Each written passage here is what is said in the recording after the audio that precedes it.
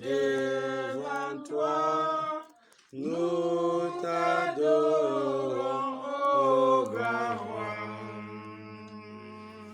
Les saints et les bienheureux, les trônes et les puissances, toutes les vertus des cieux, disent tes magnificences, proclamant dans leur concert le grand Dieu de l'univers, proclamant dans les concerts le grand Dieu de l'univers.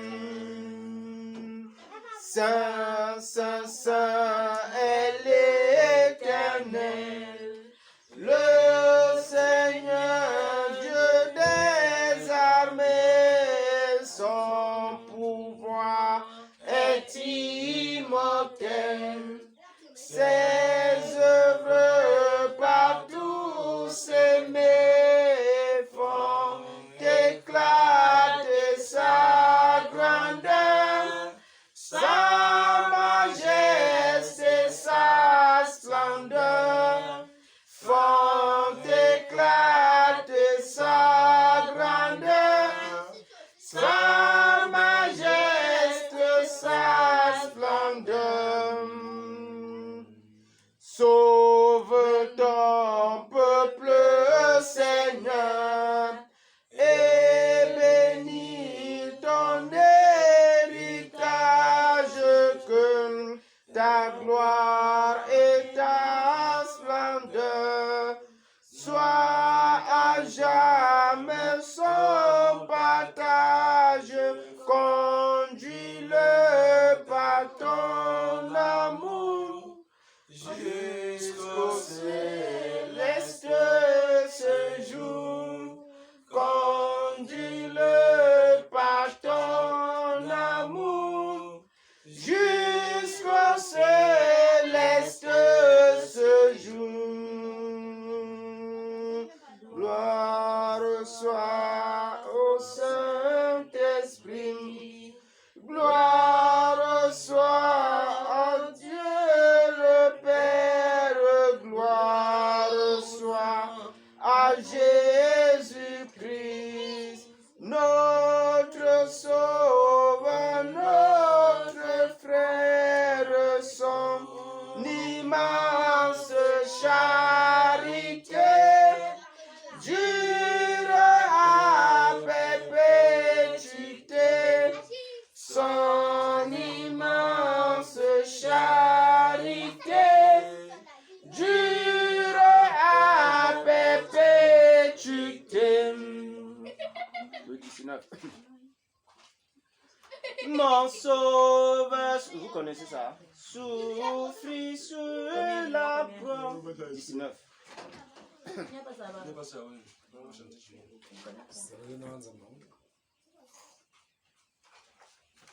On échange.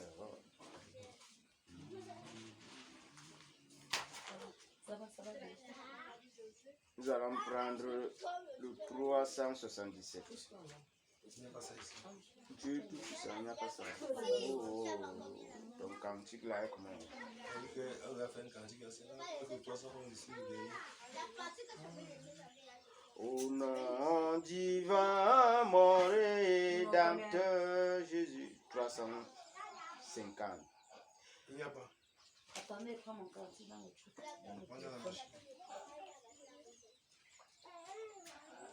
Il y a que le 293. Au nom divin, mon 350. Donc c'est parti plusieurs.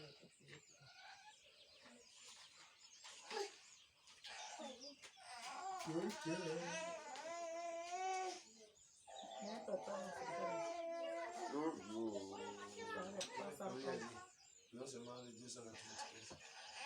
Combien? 293.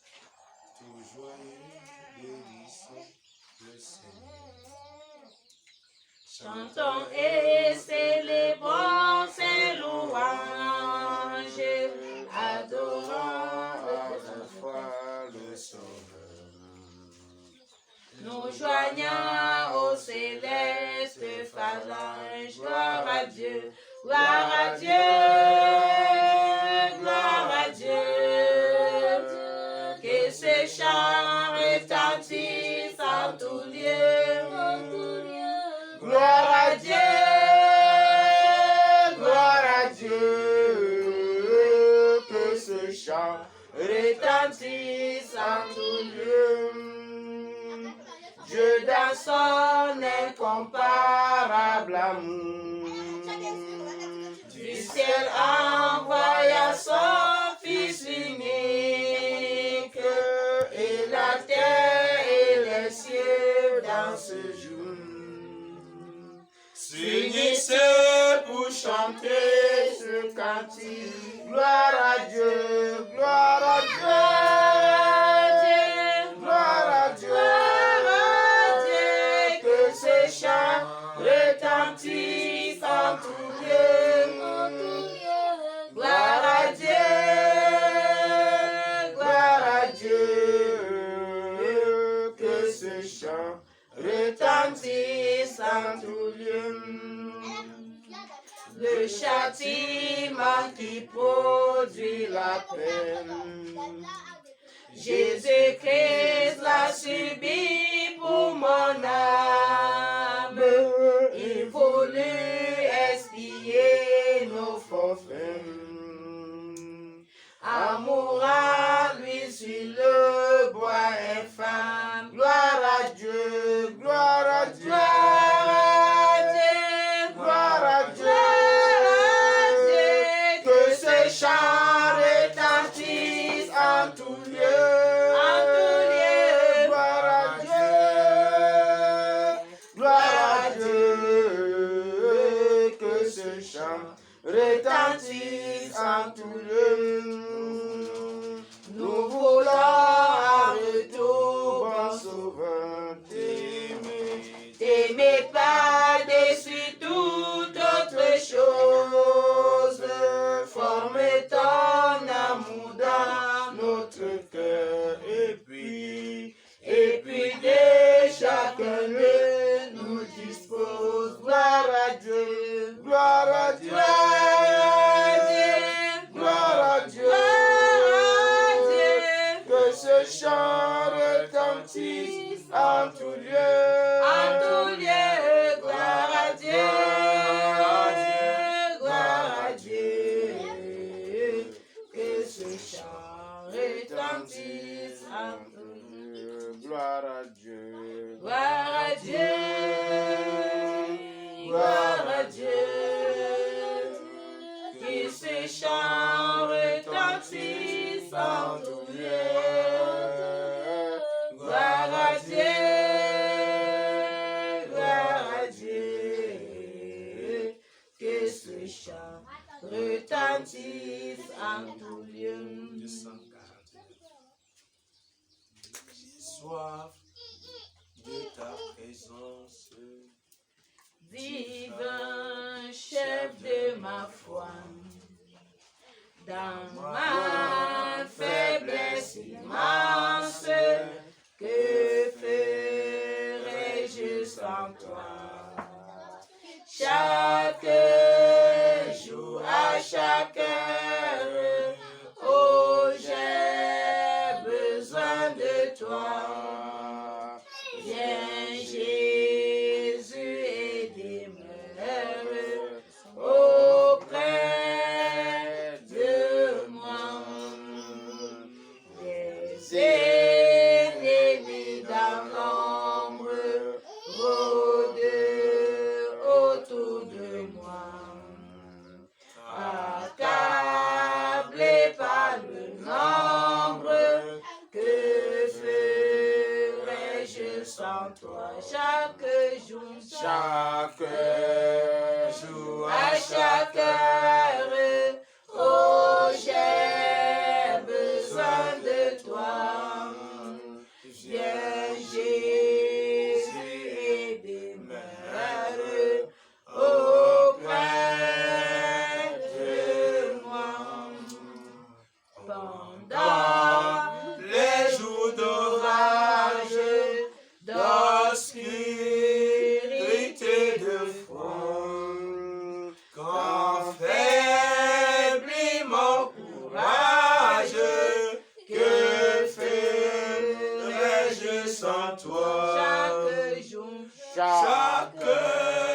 jour, à chaque heure, oh, j'ai besoin de toi.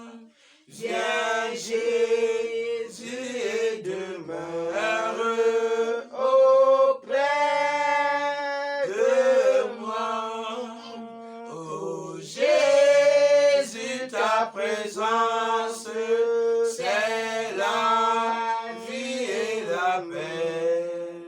La paix dans la souffrance et la vie à jamais. Chaque jour, à chaque heure, oh, j'ai besoin de toi. Viens, Jésus, Jésus demeure auprès de moi. 149. La passe c'est combien? 245. Mon Dieu, plus près de 247. mon Dieu, Plus près de toi, plus près de toi, c'est le mot de ma foi. Plus près de toi,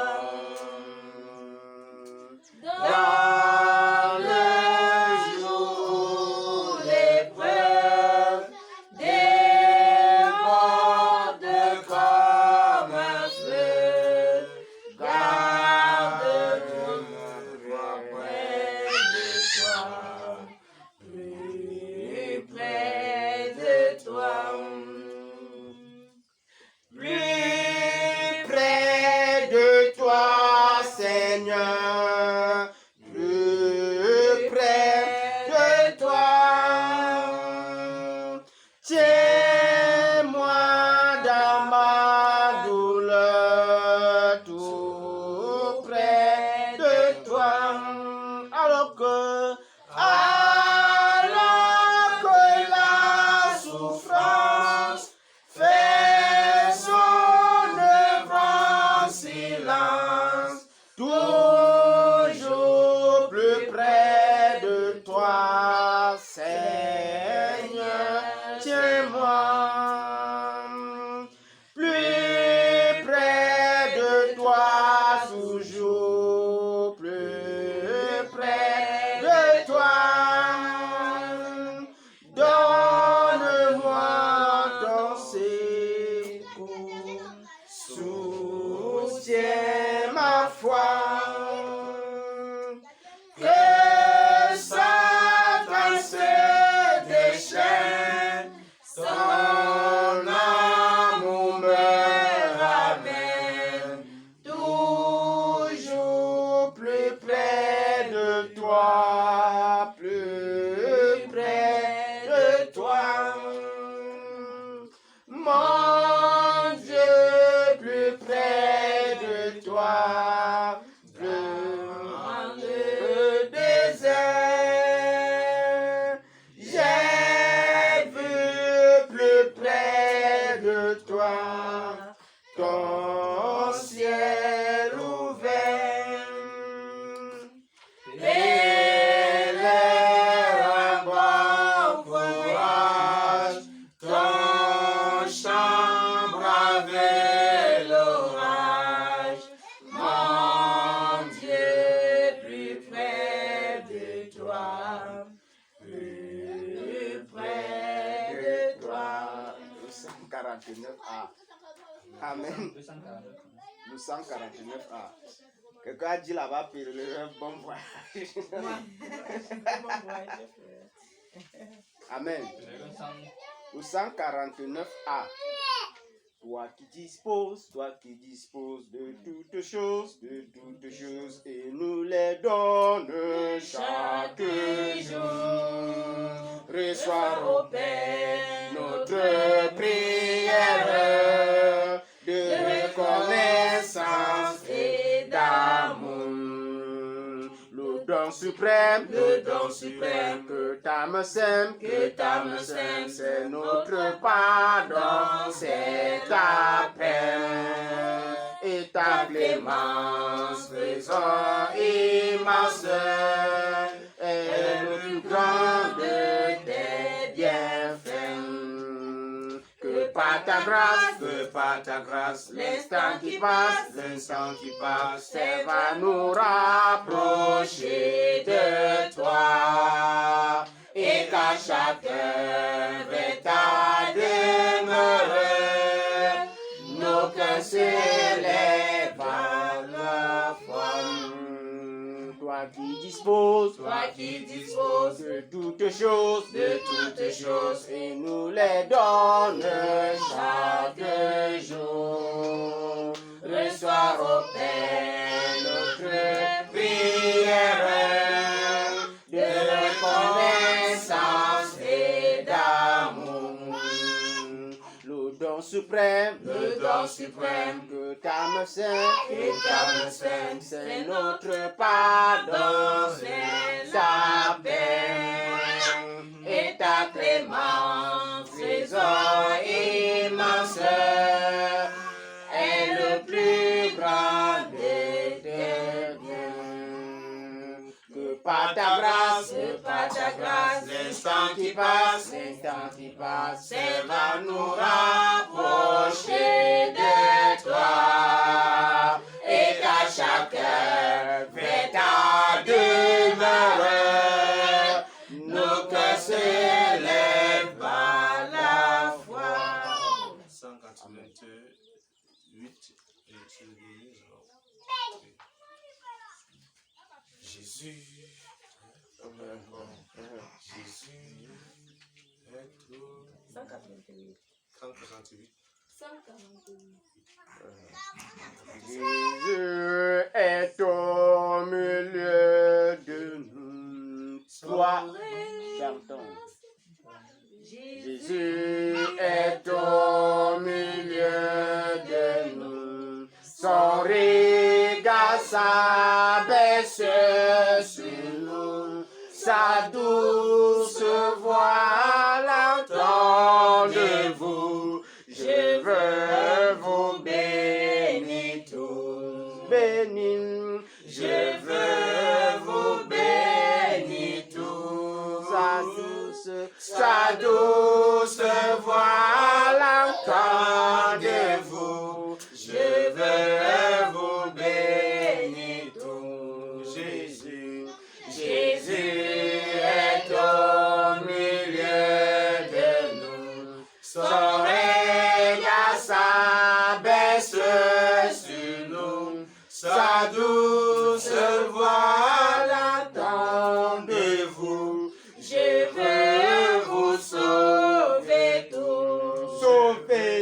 Je veux vous sauver tous. Sa douce voix l'entend de vous. Je veux vous sauver tous. Jésus est au milieu de nous. Son regard s'abaisse sur nous. Sa douce voix l'entend de vous. Oh, je vous aime tous. Amen. Oh, je vous aime tous. Sa douce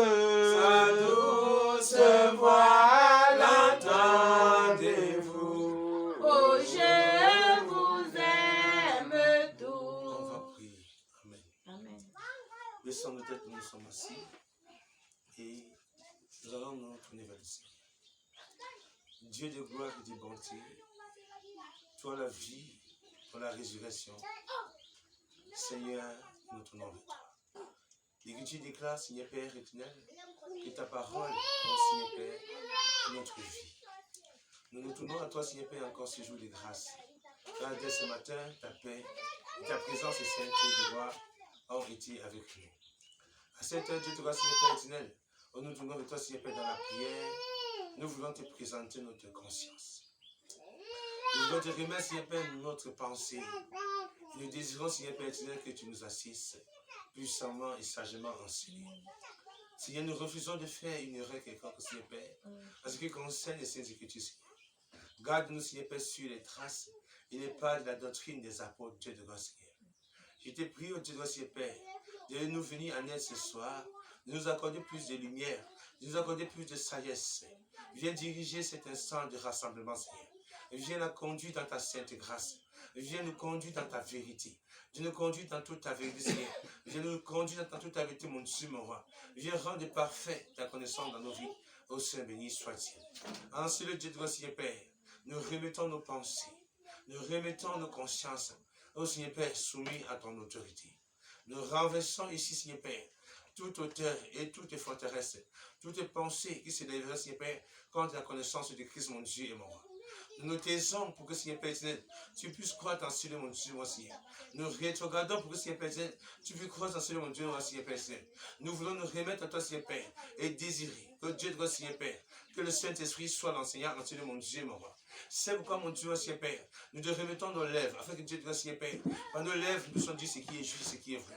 Nous te remettons, mon Dieu, Seigneur Père, nos cœurs, afin que, mon Dieu, Seigneur Père, par nos cœurs, nous puissions, Seigneur Père, recevoir la vérité avec Jean, mon roi et mon sauveur. Nous voulons, mon Dieu, Seigneur Père, te prier, oh, Père, Seigneur Père, de nous déconcentrer, de nous détacher, Seigneur Père, de toute déconcentration, Seigneur. De nous séparer, Seigneur Père, de toute déconcentration, Seigneur. D'éloigner le trouble. D'éloigner, Seigneur Père éternel, roi de gloire, la distraction. D'éloigner, mon Dieu, mon Seigneur Père éternel, toute forme de perturbation, quelque chose son nom, mon Dieu, mon Seigneur Père.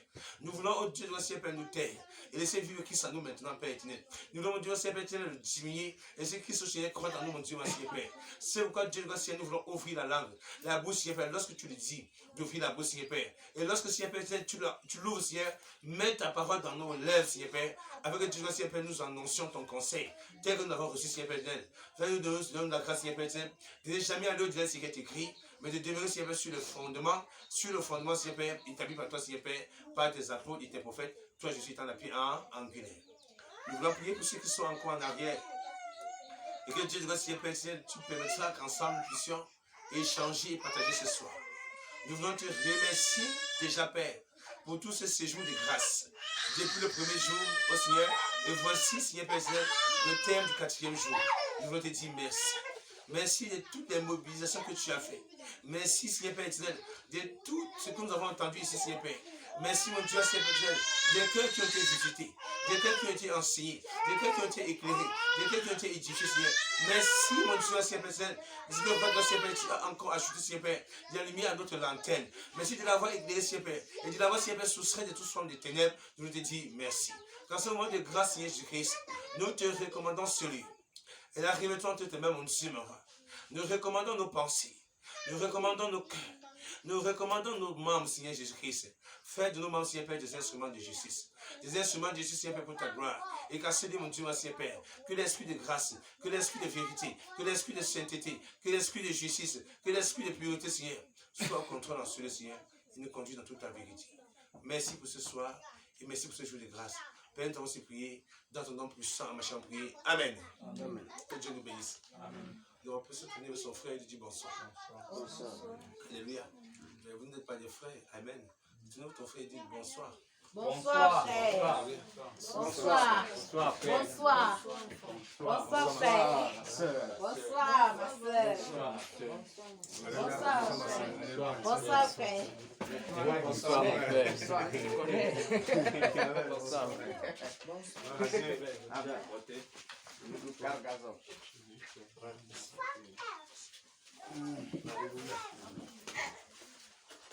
Allez, Dieu, les amis, n'est-ce pas? Donc ce soir, déjà nous sommes reconnaissants de tout ce que le Seigneur fait. Amen. Amen. Et pour tout le parcours de la semaine. Et nous sommes en train de coller déjà notre temps ici. Et j'ose croire que le Seigneur est vraiment en train d'œuvrer. Un séminaire, c'est aussi un moment d'apprendre. C'est un moment de s'éduquer, c'est un moment de grandir. Alléluia. Amen. Et je crois que cette communauté naissante, je veux dire, aujourd'hui, on peut voir doucement le Seigneur bâti. Amen. Amen. Amen. Chaque jour, il a vu pierre sur pierre, Amen. pierre sur pierre à l'édifice, jusqu'à ce que l'édifice soit réellement bâti. Et comme je l'ai dit, chaque pierre sont des pierres vivantes. Amen. Amen. Il n'y a pas une pierre morte. Car si une pierre est morte parmi les pierres vivantes, ça contribue à la chute de l'édifice et non à l'évolution de l'édifice. Amen. Ça, c'est très important. Et par la grâce du Seigneur, hier soir, j'ai parlé d'un thème, ouvrons Michée. Et j'ai dit, nous allons aller très doucement ce soir, on parlait de l'apostasie. Et on a essayé hier, par la grâce du Seigneur, de définir qu'est-ce que l'apostasie. Alléluia. Et j'ai dit, ce soir, on va aller, bonsoir maman, on va aller très profond dans l'apostasie. Pourquoi je le dis? Avant que vous ouvrez le livre de Michée, ouvrez 1 Corinthiens 10. C'est très important, 1 Corinthiens 10. Et 1 Corinthiens 10. Et aussi Matthieu 13. Vous mettez à côté.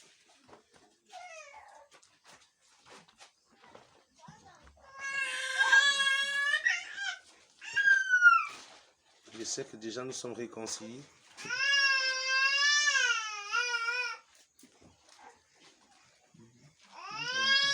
Quelqu'un peut lire à partir du verset 1er. Premier. Frères, je ne veux pas que vous ignoriez que nos pères ont tous été sur la nuée, qu'ils ont tous passé au travers de la mer, qu'ils ont tous été baptisés en Moïse dans la nuée et dans la mer, qu'ils ont tous mangé le même aliment spirituel et qu'ils ont tous bu le même breuvage spirituel, car ils buvaient à un rocher spirituel qui les suivait, et ce rocher était Christ. Mais la plupart d'entre eux ne furent point agréables à Dieu, puisqu'ils périrent dans le désert. Or, ces choses sont arrivées pour nous servir d'exemple, afin que nous n'ayons pas de mauvais désirs comme ils en ont eu. C'est bon. Alléluia. Donc ici, l'apôtre Paul, en s'adressant aux Corinthiens dans cette épître, Paul revient en arrière. Amen. Et rentre dans l'histoire d'Israël. La sortie du désert. Ils ont bu au pain, ils ont bu à l'eau spirituelle, ils ont mangé la nourriture spirituelle, mais ils sont morts dans le désert. Ce qui m'intéresse ici, on comprend que Christ était le rocher spirituel. C'est pourquoi il n'y a pas deux rochers des âges dans l'Écriture. Amen. Le rocher, c'est Christ, c'est lui qui est Dieu. Amen. Et quand on avance plus bas, ce qui m'intéresse là-bas, c'est que le Seigneur déclare dans sa parole vivante que ces choses ont été écrites pour notre instruction. Amen. Nous qui sommes parvenus à la fin des temps. Alléluia. Amen. Donc ça veut dire que pour mieux comprendre la fin des temps, plongeons le regard vers les choses tiers.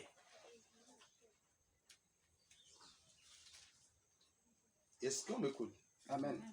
Pour mieux comprendre la fin des temps, plongeons le regard vers les choses d'hier. Parce que hier, toutes ces choses se sont faites là-bas. Amen. Amen. Pour nous servir des âmes. Afin que dans le temps-ci, nous ne péchons pas comme ils ont péché hier. Si je me parle d'apostasie, ça voudrait dire qu'hier aussi il y a eu l'apostasie.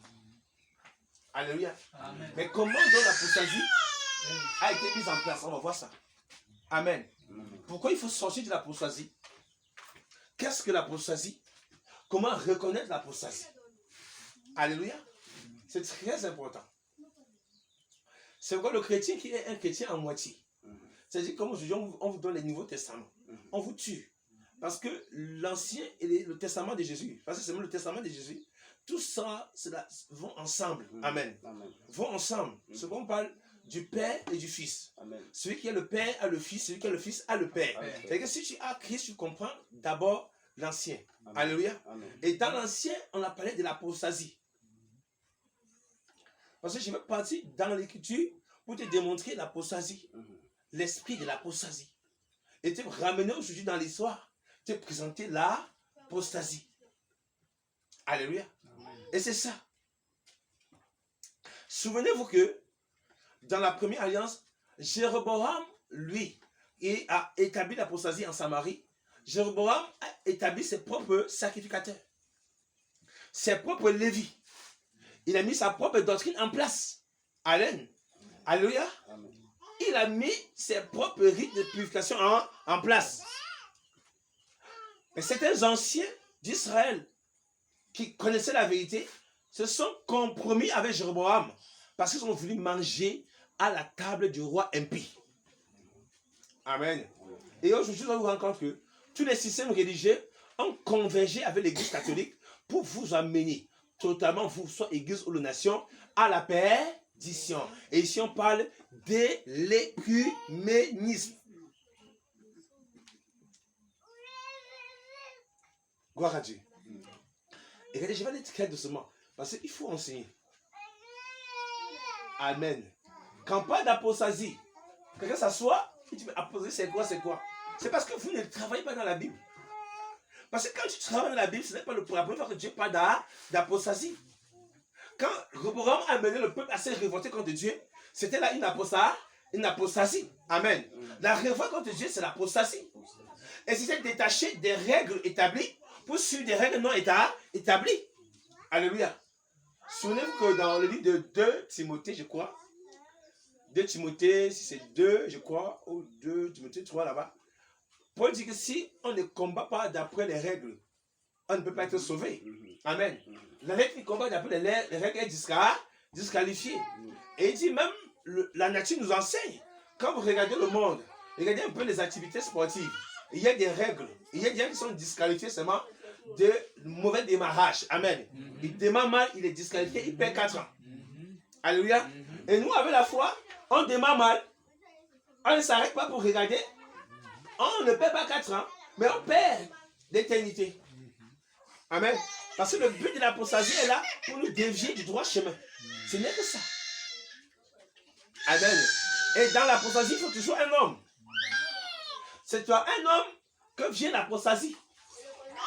Et lorsque vient l'apostasie, les autres qui sont autour, soit ils se corrompent par la richesse des intérêts personnels. Il y a plusieurs manières de se laisser corrompre par l'apostasie. Alléluia. Matthieu 13. Et là, on va aller dans Michée, comme je disais hier. Michée, et Michée, on va aller dans le livre des rois. Amen. On va commencer à parler de l'apostasie. Je vais vous montrer l'apostasie là-bas. Amen. Si vous entrez l'apostasie dans le livre de 1 roi, dans le livre de 2 rois, comment Satan a mis l'apostasie en complicité. C'est quoi la Bible dit dans le livre de Jérémie 17? Maudit soit l'homme qui met sa confiance en l'homme. Amen. Matthieu 13. Maudit soit l'homme qui met sa confiance en l'homme, mais béni soit l'homme qui met sa confiance en Dieu. C'est le mec que j'arrive, frère. On va très doucement. Hein. On ne coupe pas, on va très doucement. Parce que c'est un problème ici c'est vouloir amener quelqu'un à mieux comprendre ce que nous vivons. Et frère, j'arrive. Alléluia. Matthieu 13, on cherche, on va très doucement. On dit qu'il y a eu un vent doux. Et dans le vent doux, le Seigneur était présent. Alléluia.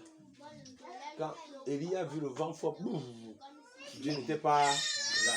Il a vu le tourbillon, Dieu n'était pas là. Quand il a vu le vent doux, le Seigneur était là. Ça c'est clair. Et quand le Seigneur veut vraiment enseigner, c'est un vent doux. Alors dans Matthieu 13,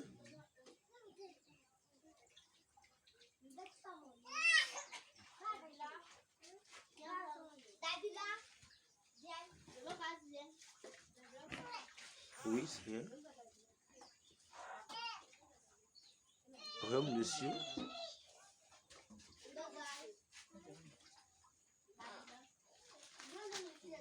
Permettez-moi, s'il vous plaît.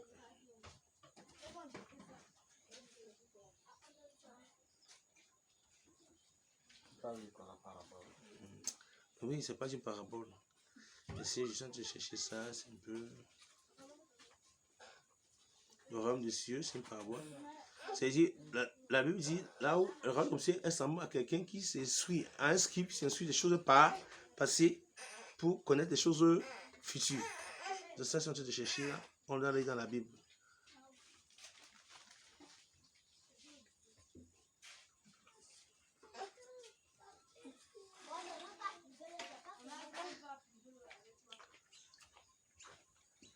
encore ça ici.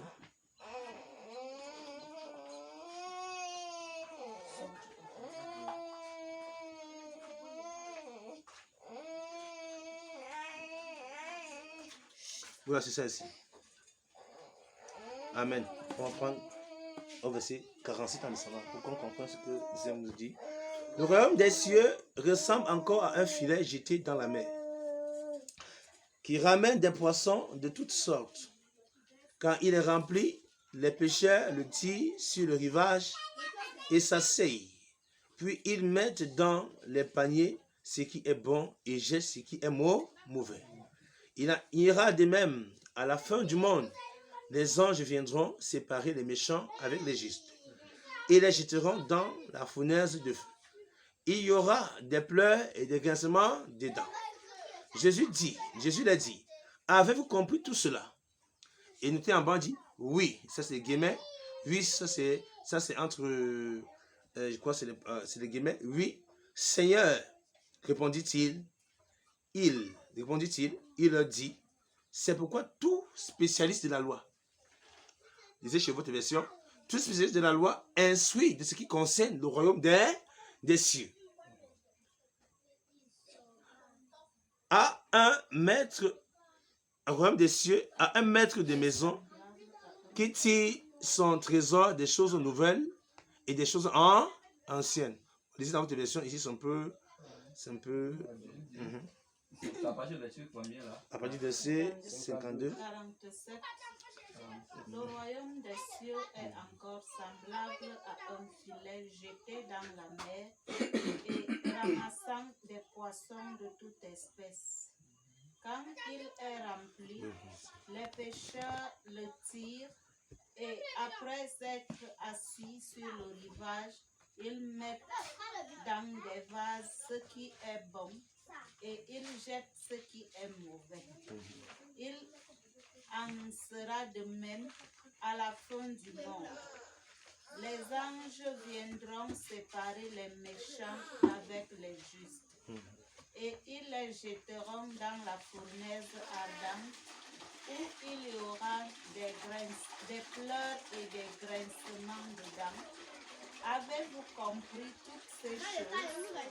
Oui, répondirent-ils. Et il leur dit, c'est pourquoi tout scribe instruit de ceux qui regardent le royaume des cieux est semblable à un maître de maison qui tire de son trésor des choses nouvelles et des choses anciennes. C'est très important. Amen.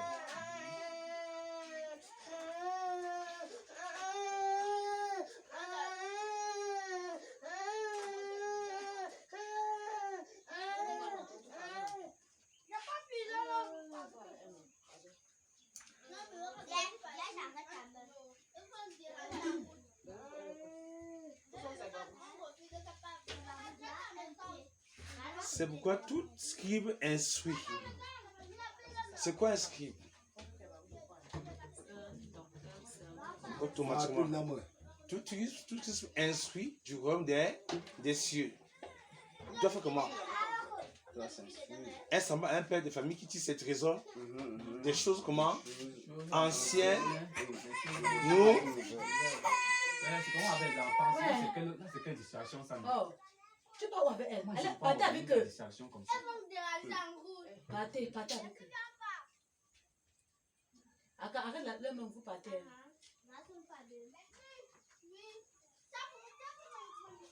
Oui. Amen.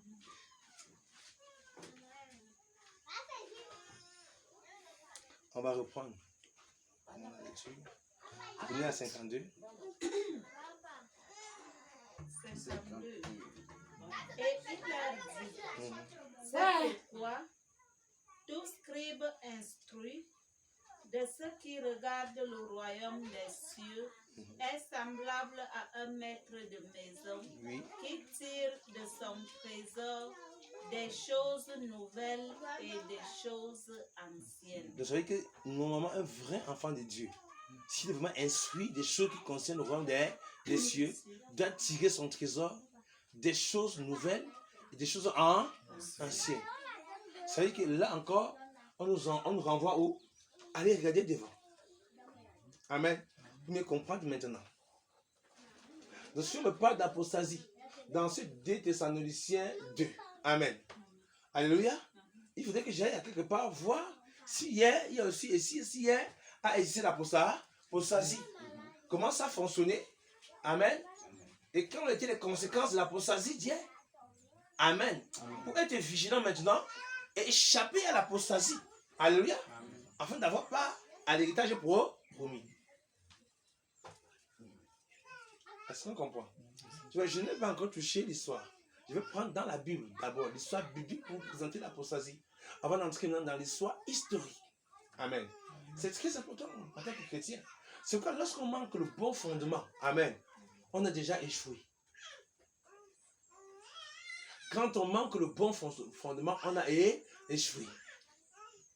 Quand on a dévié, dès le début, on a échoué. C'est que vous vous rendez compte qu'aujourd'hui, les gens ont des esprits.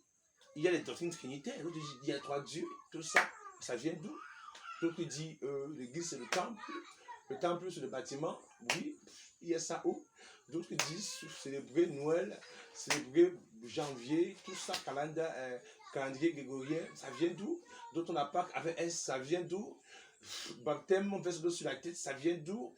Toge, tout ça, cléricalisme, ça sort d'où? Et aujourd'hui même, on bâtit dans les piscines, ça sort d'où? Il y a tellement de choses. Vente des produits dits chrétiens, ça sort d'où? Vente des eaux, vente des huiles, pasteur milliardaire, tout ça. D'autres disent aujourd'hui, j'ai bâti mon église. D'autres sont des fondateurs de leurs églises, le fondateur de l'église. Mais on se pose la question, qu'est-ce qui ne va pas réellement? Amen. C'est quoi il est important de revenir d'abord derrière? Parce que si on parle de poser dans l'habitude, il faudrait qu'il vienne d'abord l'apostasie. Mais toi, c'est l'apostasie, c'est quoi?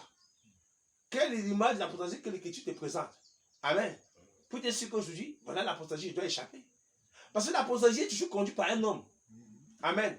C'est toujours un homme qui dirige l'apostasie. Et l'homme est toujours suivi derrière, et suivi par des gens qui aiment le mensonge. Parce que l'apostasie, c'est aimer le mensonge au détriment de la vérité. C'est ça l'apostasie. Il a tiré à s'égarer une fois. Automatiquement. Gloire à Dieu. Alléluia. C'est pourquoi nous allons poser des bons fondements. Le matin, nous allons travailler sur la réconciliation, la justification. On a compris qu'on a pu s'inquiéter des choses du passé. Amen. On a pu revenir sur le passé pour dire, Seigneur, pardonne-moi parce que hier, j'avais fait encore ceci. Déjà, il nous a justifié, c'est bon. Amen. Il n'y a plus une réclamation venant de mon passé parce que j'avais peut-être commis un péché. Non, je suis justifié maintenant. Alléluia. Ça fait partie toujours d'un fondement.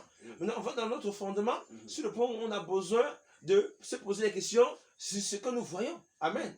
Ce que nous approuvons. Amen.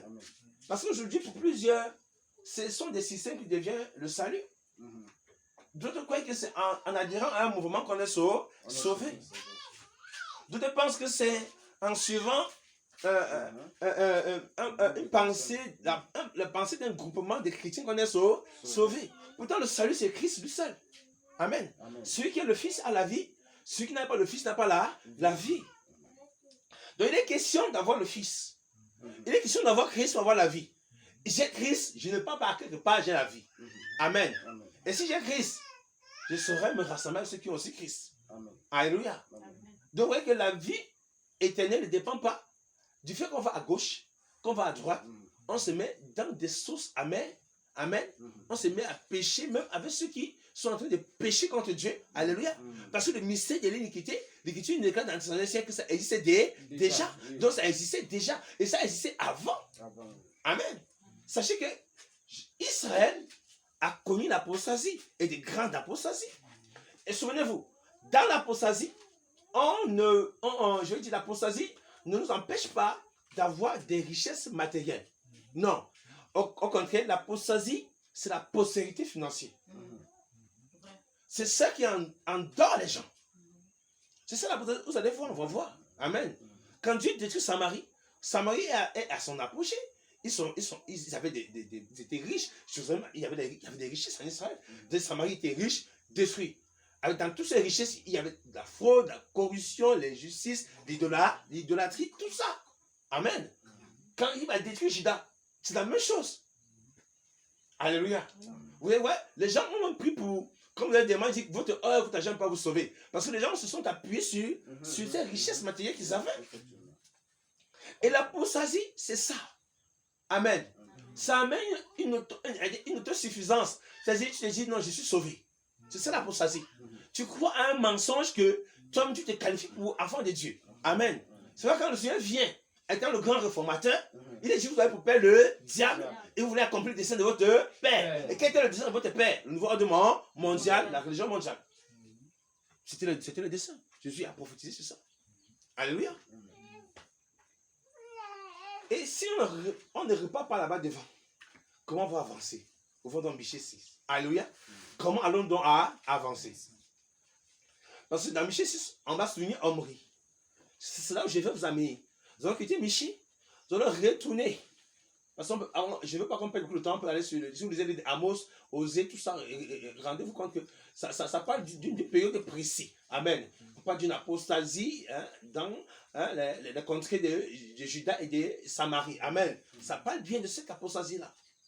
Les livres de Michée, Osée, Amos d'abord, Osée, Michée, Osée, Joël, Michée, tout ça, ça parle de ça.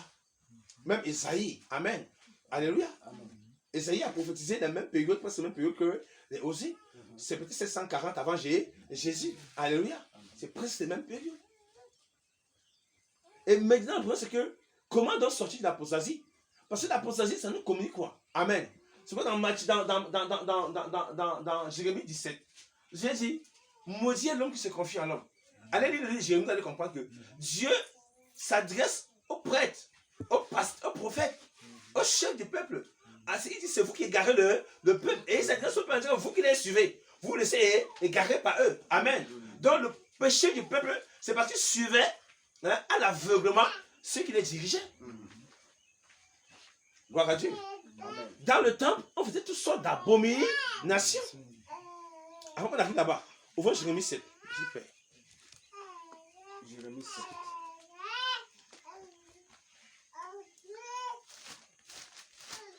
Regarde, ouvrons Jérémie 7. Jérémie. On va du verset 1 en descendant. Jérémie chapitre 7, à partir du verset 1 en descendant. La parole qui fut adressée à Jérémie de la part de l'Éternel en ce mot. Place-toi à la porte de la maison de l'Éternel. Et là, publie cette parole. Et dit, écoutez la parole de l'Éternel, vous tous, hommes de Juda, qui entrez par ces portes, pour vous prosterner devant l'Éternel. Ainsi parle l'Éternel des armées, le Dieu d'Israël. Réformez vos voies et vos œuvres, et je vous laisserai demeurer dans ce lieu. Ne vous livrez pas à des expériences trompeuses en disant, c'est ici le temple de l'Éternel, le temple de l'Éternel, le temple de l'Éternel. Si vous réformez vos voies et vos œuvres, si vous pratiquez la justice envers les uns et les autres, si vous n'opprimez pas l'étranger, l'orphelin et la veuve, si vous ne répandez pas en ce lieu le sang innocent, et si vous n'allez pas après d'autres dieux pour votre malheur, alors je vous laisserai demeurer dans ce lieu, dans le pays que j'ai donné à vos pères. Amen. Amen. Donc, qu'est-ce qu'on remarque ici dès les premières lectures? Parce que Jérémie est un prophète qui a commencé à exercer son ministère en 627 avant Jésus. Parce que en 609, on parle de la première déportation. En 586, on parle de la déportation finale. La première déportation, c'est 609, deuxième 605, et 586, c'est la déportation finale. Amen. Amen. Et maintenant, Dieu est en train de dire à ces gens qui entrent dans le temple. Souvenez-vous de tout ce qu'on vient de lire ici. Dans ce temple, on faisait même des sacrifices humains. On répandait le sang innocent. Vous voyez ça? Dieu a commencé à énumérer tout ce qu'ils font dans le temple. Amen.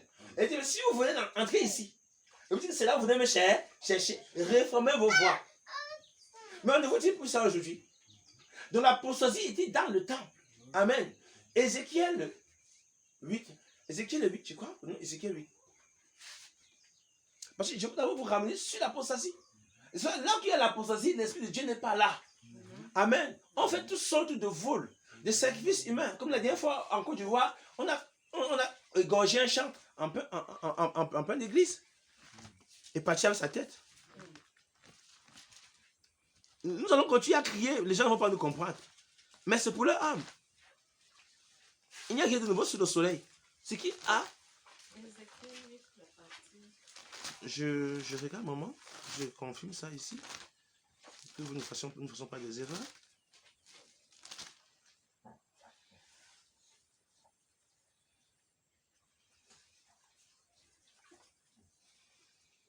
Ézéchiel 8 à partir du verset 1. Ézéchiel 8 à partir du verset 1. Il est écrit. La 6e année, le 5e jour du 6e mois, comme j'étais assis dans ma maison et que les anciens de Juda étaient assis devant moi, la main du Seigneur de l'Éternel tomba sur moi. Je regardais et voici, c'était une figure ayant l'aspect d'un homme.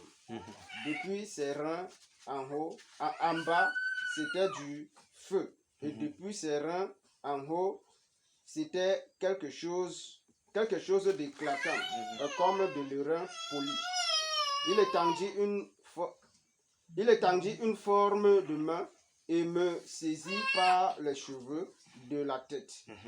L'esprit m'enleva entre la terre et le ciel et me transporta dans des visions divines à Jérusalem, à l'entrée de la porte intérieure du côté du septentrion où était l'idole de la jalousie, et qui excite la jalousie de l'Éternel. Et voici la gloire du Dieu d'Israël était là, tel que je l'avais vu en vision dans la vallée. Il me dit, fils de l'homme, lève les yeux du côté du septentrion. Je levai les yeux du côté du septentrion et voici, cette idole de la jalousie était au septentrion de la porte de l'autel à l'entrée. Et il me dit, fils de l'homme, vois-tu ce qu'ils font, les grandes abominations que commet ici la maison d'Israël pour que je m'éloigne de mon sanctuaire? Mais tu verras encore d'autres grandes abominations. Amen. Amen. Alors il me conduisit à l'entrée du parvis. Je regardais et voici, il y avait un trou dans le mur. Et il me dit, fils de l'homme, perce la muraille. Je perçai la muraille et voici, il y avait une porte. Et il me dit, entre et vois les méchantes abominations qu'ils commettent ici. J'entrais et je regardais et voici, il y avait toutes sortes de figures de reptiles et de bêtes abominables et toutes les idoles de la maison d'Israël, peintes sur la muraille tout autour. 70 hommes des anciens de la maison d'Israël, au milieu desquels était Zania, un fils de Shaphan, se tenait devant ces idoles, chacun l'ascensoir à la main, et il se levait une épaisse nuée d'encens. Et il me dit, fils de l'homme, vois-tu ce que font dans les ténèbres les anciens de la maison d'Israël? C'est bon. Chacun dans sa chambre pleine de figures. Amen. On peut s'arrêter là. On peut continuer jusqu'en bas. Alléluia. Qu'est-ce que nous remarquons ici? Ça, c'est en plein dans le temple. Le peuple là-bas n'est pas au courant. Les anciens qui sont les dépositaires de la loi, amen, adorent, si le frère avançait, ils vont adorer même le soleil. Ils adoraient les corps à sang. Ils étaient des magiciens. Ils adoraient les serpents. Amen. Dieu présente la partie cachée du temple. Alléluia. Amen. Mais le peuple veillait. Et il recevait quelle communication d'esprit? Et là, on parlait déjà d'une apostasie, du grand apostasie. Parce que si vous avancez dans Ézéchiel 11, on dit que l'esprit de Dieu est quitté. La gloire de Dieu est quitté le temple. Amen. Dieu est quitté à cause de sa abominations. Et quand Dieu est quitté, qu'est-ce qui est resté? Il fallait que la destruction. Alléluia. Tu fallait quoi? La destruction. Et ça a été détruit plus tard. Parce que ici, en 589, je crois, 589, je crois que Ézéchiel est parmi ceux-là qui vont assister. Oui, Seigneur, merci Père. Merci Père. Merci Père. Je vous fais dire des choses. Voilà, la déportation de Babylone, de Daniel, c'est 605. Et déportation d'Ézéchiel. Donc Ézéchiel est déporté en 597 avant Jésus-Christ. Donc Ézéchiel assiste à ces choses-là. Amen. Amen. Il est en train d'aller en déportation. Dieu lui dit, regarde, je vais te montrer là-bas dedans. Amen. Parce que Ézéchiel va écrire. Hein, il va beaucoup écrire. Par là même la description qui aura, qui aura lieu en 586. Amen. Il va beaucoup écrire. Il va écrire, dire des choses même du retour du dernier temple, en fait, du 4e temple qui sera bâti avec le retour du Seigneur Jésus, la réconciliation du peuple d'Israël, la déportation, le jugement de Dieu même sur le roi Sédécia et sa maison. Bon, Ézéchiel est témoin de quelque chose que tu n'es pas témoin. Amen. Vos pasteurs aujourd'hui, il y a des rosiers chrétiens, des francs-maçons, et les cancas, ceux qui pratiquent le vaudou, la magie noire. Comment allez-vous savoir que ces gens sont dans l'apostasie? C'est ça qu'on appelle l'apostasie. C'est-à-dire dans le temple, et ils étaient contre Dieu. Et ils enseignaient au peuple ce que Dieu ne voulait pas. Amen. Mais un peuple perdu, il les suivait comme en aveuglette. Et c'est pourquoi le Seigneur va dire, dans ce Jérémie 17, que maudit est l'homme qui met sa confiance en l'homme. Amen. Alléluia. Parce que vous allez voir d'autres plus grandes abominations encore. Souvenez-vous, qu'au temps du roi Josias, Josias a vécu, et déjà au temps de Josias, on parle des prophètes tels que il y avait Jérémie a vécu à cette époque-là. Ça, c'est déjà important. C'est un truc qu'on doit souligner. Mais au temps du roi Josias, on parle d'une réforme. Et avant la réforme, on dit que on a retrouvé le livre saint enfui dans la poussière. Et Josias, qui était prophétisé par Dieu lorsque l'apostasie est venue, pour détruire, pour juger ces prêtres de Baal-là. Amen. Va faire une repentance. Il va pleurer et pleurer. Alléluia. Avant d'apporter une église. Malgré la réforme, les gars vont aller en déportation. Malgré la réforme, parce que les gars ne vont pas se réformer eux-mêmes. Dieu va parler par les prophètes, Dieu va intervenir, Dieu va insister. Dieu dit que Sophie le voit, Dieu va insister parce que Sophie, c'est le contemporain d'Abakou, de Jérémie. Abakou, le contemporain de Jérémie.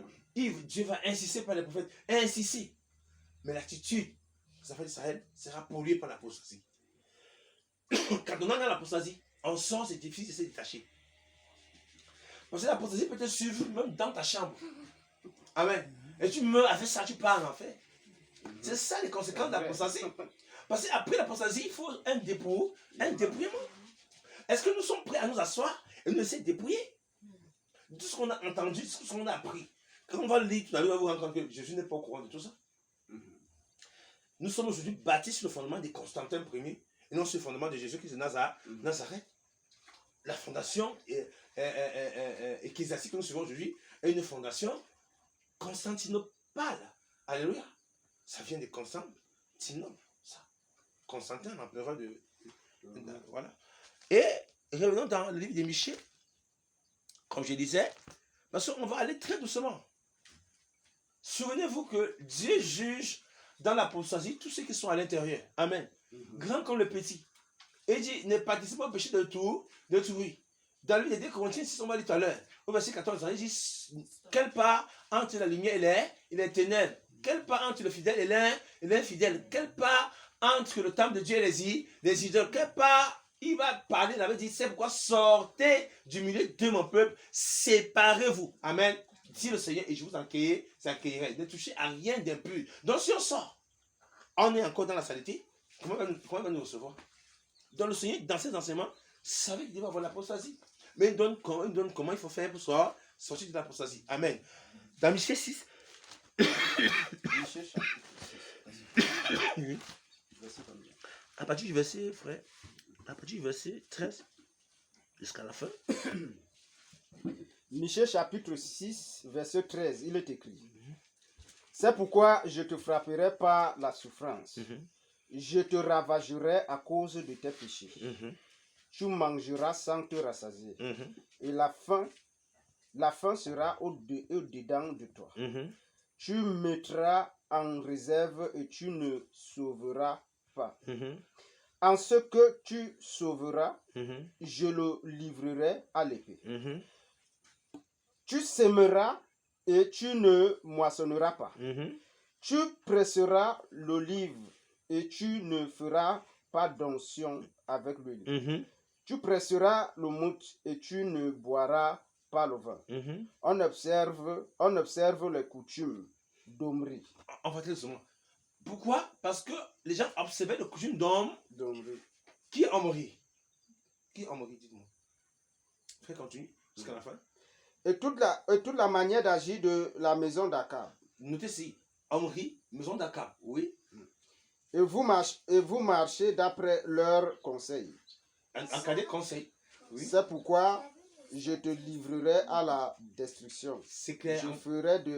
Je ferai de tes habitants un sujet de raillerie. Ça, c'est clair. Et vous porterez l'opprobre de mon peuple. Alléluia.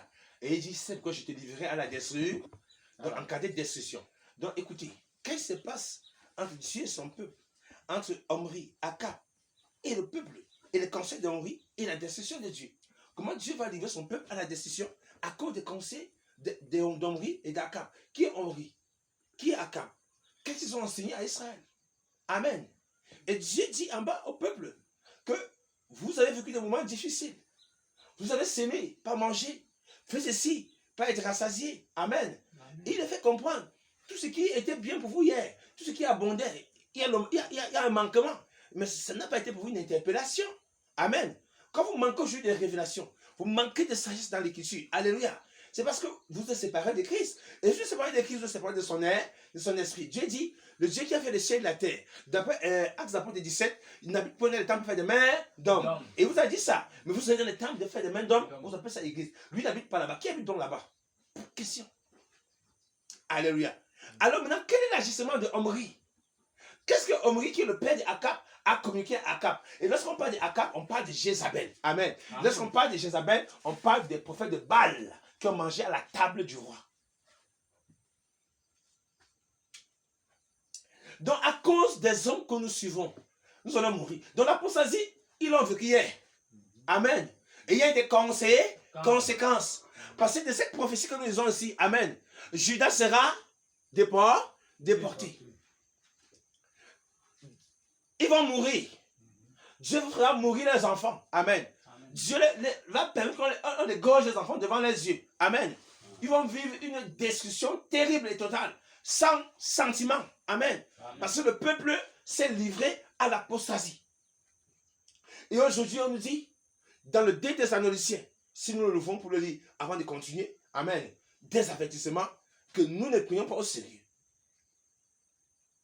Et cette fois-ci, écoutez bien, c'est une destruction pour des bons. C'est-à-dire, si tu reçois la marque de la bête, alléluia, frère, tu es dans la gêne, alléluia, tu es tiré dans la gêne, il n'y a plus de miséricorde pour toi. Amen. Mais ces choses sont arrivées pour nous servir d'instruction, à nous qui sommes parvenus à la fin des temps. Amen.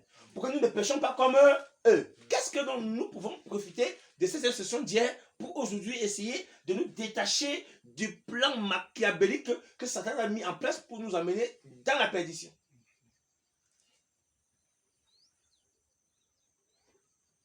Gloire à Dieu. C'est ça, peuple de Dieu, c'est très important. C'est quoi ce soir, dit, on va continuer avec l'apostasie. Amen. Parce que c'est quoi on doit connaître? Comment ça se manifeste? Amen. Comment ça prend racine? Alléluia. Comment ça prend racine? Et vous allez vous rendre compte que vous allez vous repentir des fêtes que vous célébrez. Parce que les fêtes que vous célébrez sont en accord avec l'apostasie et non avec le Seigneur Jésus. Amen. Et dans le passé, alléluia, Satan a fait la même chose. Il ne change pas. Amen. Il ne change pas dans sa manière de faire. Satan ne change pas sa manière d'agir. Alléluia. Amen. Il ne change pas. Et Dieu nous donne la capacité aujourd'hui de comprendre ces choses. Amen. D'essayer de comparer comment Satan fonctionne dans l'apostasie pour sortir seulement. Sortir. Comment avoir confiance à un pasteur qui te dit du mensonge? Tu peux lire et examiner. Amen. Tu peux faire des recherches. Quelqu'un tu te dis des choses. Est-ce que Dieu t'a dit de mettre la confiance dans le pasteur? Amen. Même celui qui t'enseigne l'écriture, si à un moment donné, il n'est pas en train de dire ce qui est vrai, tu vas seulement dire Amen. Le Amen veut dire établi. Amen. Chose établie. Quand il dit c'est établi, si ce n'est pas établi dans le ciel, ce n'est pas un péché. Alléluia. Vous voyez qu'on peut pécher parce qu'on dit établi, ce qui n'est pas établi. C'est pourquoi, durant ce petit séminaire, parce que les jours viendront, un jour vous allez faire un séminaire de 2 semaines. Amen. Un grand séminaire. Et on ne va pas faire un séminaire où ça serait triste. On va voir tout ici. Même des petits baffes là. Amen. On va travailler. De bons séminaires. C'est-à-dire, il faut qu'on soit capable de présenter au peuple de Dieu ce qui est juste. Amen. Alléluia. Nous ne recherchons pas la foule. Amen. Non, mais Dieu veut instruire son peuple. Alléluia. Dieu veut instruire ses enfants. Donc quand vous lisez seulement, il faut que vienne l'apostasie d'abord. C'est quoi l'apostasie? Si tu n'es même pas éclairé à l'apostasie, Dieu t'a pas regardé. Tu vas sortir là comment? Alléluia. Comment tu vas sortir dans ça? Automatiquement. Quand tu vas commencer à savoir, tu ne vas plus entrer, tu ne vas plus adhérer. Amen. Comment c'est vraiment que toutes les confessions religieuses ont fédéré l'écuménisme? Souvenez-vous que Martin Luther n'était pas d'accord avec l'église catholique. Amen. Mais souvenez-vous qu'aujourd'hui, on va dire que non, Martin Luther a regretté avant sa mort. Quel regretté? C'est écrit où? Hein? Martin Luther a dit abat les papistes. Amen. Il a dit les papistes sont les antichrists. Hein? Que c'est l'antichrist lui-même. C'est parce que c'est les pouvoirs de Martin Luther. Amen. Il a parlé sur Babylone, le mystère de Babylone. Alléluia. Et aujourd'hui, regardez, ce mouvement protestant, fils de la grande prostituée Babylone catholique. Amen. Avec ce pasteur vampire, de vrais sorciers. Montrez-moi dans le Nouveau Testament où un apôtre Jésus qui s'est porté la blouse noire. Montrez-moi ça. Ça sort de la blouse noire. On va voir ça là maintenant. Dieu, hein, frère? Automatiquement. Dieu établit ses serviteurs.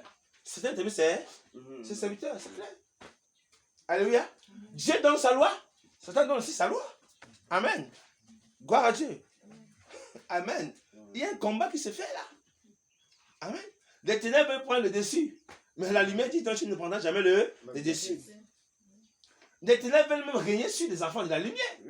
Donc Satan va même faire tomber les étoiles du ciel. Ces étoiles du ciel, c'est nous les enfants de Dieu. Amen. Qui portons la lumière. Ils veulent nous renverser. Comment ça? C'est pourquoi chaque jour, ces adeptes sont en train de monter dans les fusées, chercher à voir comment ils vont atteindre le ciel. Petit, ils pourraient avoir la capacité de porter une étoile en haut et descendre avec, ils le feront. C'est ça la vérité. Parce que s'ils le font déjà, physiquement, c'est ce qu'ils veulent faire avec nous. Mais ce sont les étoiles du ciel. Amen. Alléluia. Et les son frères, 2 Thessaloniciens, à partir du verset 1, en descendant. C'est très important. Et quand on va quitter 2 Thessaloniciens, on va aller dans les rois maintenant pour que je présente comment l'apostasie a été manifestée. 2 Thessaloniciens, chapitre 1. Oui, frère. Ça, c'est 1 Thessaloniciens. 2 Thessaloniciens, chapitre 2. Chapitre 2. Au verset 1 en descendant. Il est écrit. Pour ce qui concerne l'avènement de notre Seigneur Jésus-Christ et notre réunion avec lui, nous vous prions, frères, de ne pas vous laisser facilement ébranler dans votre bon sens et de ne pas vous laisser troubler, soit par quelque inspiration, soit par quelques paroles ou par quelques lettres qu'on dirait venir de nous. Comme si le jour du Seigneur était déjà là. Que personne ne vous séduise d'aucune manière, car il faut que l'apostasie soit arrivée auparavant et qu'on ait vu paraître l'homme du péché, le fils de la perdition. L'adversaire qui se lève au-dessus de tout ce qu'on appelle Dieu ou de ce qu'on adore jusqu'à s'asseoir dans le temple de Dieu, se proclamant lui-même Dieu. Ne vous souvenez-vous pas de ce que Ne vous souvenez-vous pas que je vous disais ces choses lorsque j'étais encore chez vous? Et maintenant, vous savez ce qu'il retient, afin qu'il ne paraisse qu'en son temps. Car le ministère de l'iniquité agit déjà. Ça veut dire que le ministère de l'iniquité était déjà en action. Amen. Donc, parlant de l'apostasie, de la manifestation totale de l'apostasie, il y avait déjà ce mystère, amen, en place, qui prenait de l'échelle. Oui. Le ministère de l'iniquité agit déjà. Il faut seulement que celui qui le retient encore ait disparu. Alors paraîtra l'impie, que le Seigneur Jésus détruira par le souffle de sa bouche, voilà. et qu'il anéantira par l'éclat de son avènement. Je continue. Oui, frère, continue. Et avec toutes les séductions de l'iniquité, Et avec toutes les séductions de l'iniquité, pour ceux qui périssent, parce qu'ils n'ont pas reçu l'amour de la vérité pour être sauvés. parce qu'ils n'ont pas reçu l'amour de la vérité pour être sauvés. Aussi Dieu leur envoie une puissance d'égarement pour qu'ils croient au mensonge. Point final. Et aussi Dieu leur envoie quoi? Une puissance d'égarement pour qu'ils croient à quoi? Donc Dieu va vous aider à mourir. Ça c'est clair. C'est qui là-bas? Comment se fait-il que des individus qui se réclament de la vérité n'ont pas l'amour de la vérité? Alléluia. Amen. La seule différence dans le livre de 1 Jean 2, l'Écriture déclare quoi?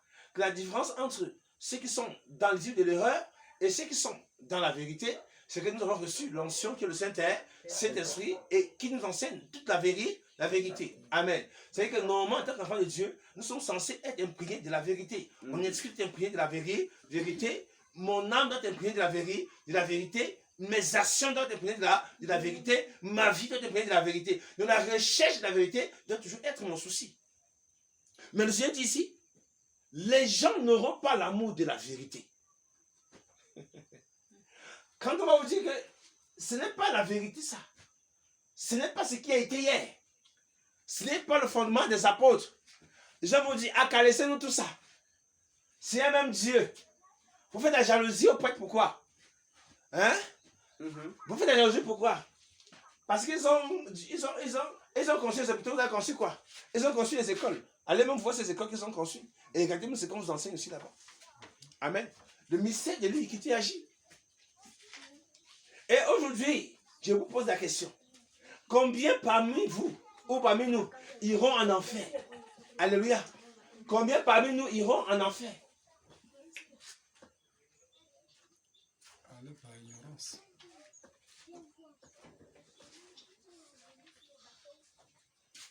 C'est pourquoi je vous dis, si vous embrassez la foi chrétienne pour aller dormir, vous allez périr. Nous sommes les plus paresseux de la terre, nous les chrétiens, en matière de foi. Amen. L'homme de l'islam, il finit de lire le Coran, il lit même cette version de la Bible. Tu viens vers lui, il te confond avec ta Bible. Il te fait douter de la foi. Il va te baptiser là-bas chez eux. Tu deviens musulman. Pourtant, c'est la perdition. Mais vous, même seulement travailler 2, 3, 4 versions, faites des études, des recherches pour votre édification, pour votre salut, vous mettez à baver. Amen. Parce que chaque fois, l'homme déchu, il veut toujours accrocher sur un homme et non sur le Seigneur. Quand tu te sors d'un système, au lieu d'accrocher au Seigneur, tu t'accroches sur un homme. L'homme va t'amener où? C'est dans la perdition. Tout homme menteur, Dieu s'est reconnu pour vrai. Romains 3, verset 4. Alléluia. Amen. Il n'y a que Dieu seul pour vrai. Moi, Joseph, je ne suis pas la vérité. Je ne détiens pas la vérité. Alléluia. La vérité, c'est le Seigneur. Le peu de conscience qu'il me donne, c'est pour permettre à édifier certaines personnes à la vérité. Mais moi-même aujourd'hui, j'apprends. Alléluia. Amen. Je fais mes recherches. Amen. Je cherche à avancer. Alléluia. Je cherche à saisir le prix de la vie, de la victoire. Amen. Je fais comment? J'oublie ce qui est en arrière. Je finis de regarder ce qui est devant. Amen. Ce qui est pour moi important, c'est la victoire. Amen. Dans ma foi. Mais pour nous aujourd'hui, c'est quoi? C'est un refroidissement total. C'est quand tu vas voir une sœur qui l'amène au Seigneur. Un an après, la personne n'a même pas lu 6 livres de la Bible. Pas 6 livres. Un an d'or. Frère, c'est dur, c'est chaud. Oh, vraiment, ça ne va pas. Non, il faut... On dort. Amen. Parce qu'on attend un prêtre homme, avec un Christ homme. Hein? Un Christ qui va te venir dans, je t'amène au ciel. Suis-moi. Je t'amène au ciel. Il faudrait qu'un frère vienne toujours te dire, ouvre la Bible. Un frère vient t'instruire. Le Seigneur dit à ceux qui en donnera. À ceux qui n'en ont pas, même le peu qui pense avoir, le sera ôté, c'est-à-dire enlevé. Donc le chrétien qui refuse d'avoir, la Bible déclare qu'on va enlever le peu qu'il a. Amen. Amen. Allez dans les récompenses, vous allez voir. Si on parle de la parabole des talents, Dieu dit que quoi? Que celui qui n'a pas su fructifier ses talents, on a retiré le talent, on l'a donné à celui qui avait déjà fructifié. Amen. Et celui-là a été jeté dans la gienne. Donc pour votre paresse, votre manque d'assiduité dans l'œuvre de Dieu, du travail, alléluia, vous irez en enfer. Je vous pose la question, c'est lui second. Mais si je dis, quelles sont les erreurs qu'il y a là-bas, tu ne me diras pas. Si je dis, en quelle année ça a été compilé, tu ne me diras pas. Qui est même lui second, tu ne me diras pas. Mais tu sais la Bible, tu peux te vanter, je dis, je lis. Je vais vanter, je suis chrétien. Mais tu t'appelles ignorant. C'est tout. Amen. Amen. C'est vrai, dans votre Bible, on trouve le nom de Jéhovah là-bas. Et vous lisez d'autres disent que Jéhovah j'irai. Que Jéhovah c'est le nom de Dieu. Vous êtes tous des francs-maçons. Parce que, qui sont les compilateurs de Louis II étaient des anglicans francs-maçons, 33e degré. Vous ne connaissez pas. Mais vous mettez seulement à vous bavez, et vous avez l'écriture. Vous avez le Seigneur, tout ça. Peuple de Dieu. On est loin du salut. Amen. Le salut, ce n'est pas pour les gens qui dorment. Pour la combattre, mon frère, c'est de la bagarre. Amen. Pour le salut, on est violent. Alléluia. Et dit, ce sont les violents qui vont s'emparer du royaume. Amen. Il faut se faire violence dans la foi. Mais pour la foi aujourd'hui, nous sommes tellement devenus l'antéchrist, nous sommes modulés. On doit moduler, c'est moduler à sa manière.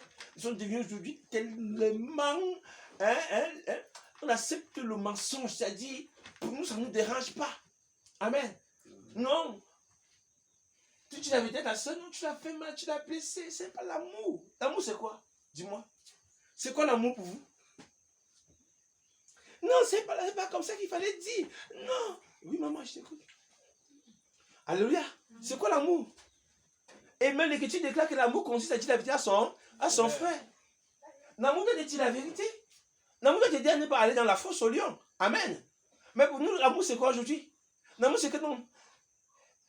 Laissons ce qui nous divise et regardons ce qui nous unit. Donc, ce qui vous unit, vous dites que c'est Jésus qui vous unit.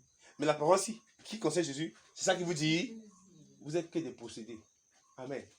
Et il faut des fois appeler le macabre par son nom. Alléluia. Mais c'est la vérité. Et nous sommes en train d'avaler une telle sauce que le représentant de Lucifer sur la terre, c'est ce qu'il est en train de faire. Et nous, on avale ça, nous chrétiens. On avale les colequins camés. Amen. On avale les eaux empoisonnées. On se met à boire ça. C'est qui nous unit. Mais c'est qui nous divise ça. Donc comment? La parole nous unit et elle nous divise encore. Donc laissez l'écriture, mettez l'écriture à côté. Amen. Et dites que la Bible n'a jamais existé, mais dit qu'on est des chrétiens. Voilà ce que l'Antéchrist enseigne. Voilà ce que vos pasteurs font dans les systèmes. Dans le New Age, c'est quoi on voit? Catholiques, protestants ensemble. Protestants machin ensemble. Pentecôtistes prêtres ensemble. Mariage catholique. Protestant catholique. Pentecôtiste épouse catholique. Catholique épouse pentecôtiste. L'autre épouse se réveille. Tout ça, on n'arrive même plus à comprendre. Quelle confusion. Quelle confusion. Et c'est ça le thème Babylone. C'est la confusion dans le mélange. Amen. On mélange tout. On est confus. Alléluia. Et nous avançons. 1 Roi 13.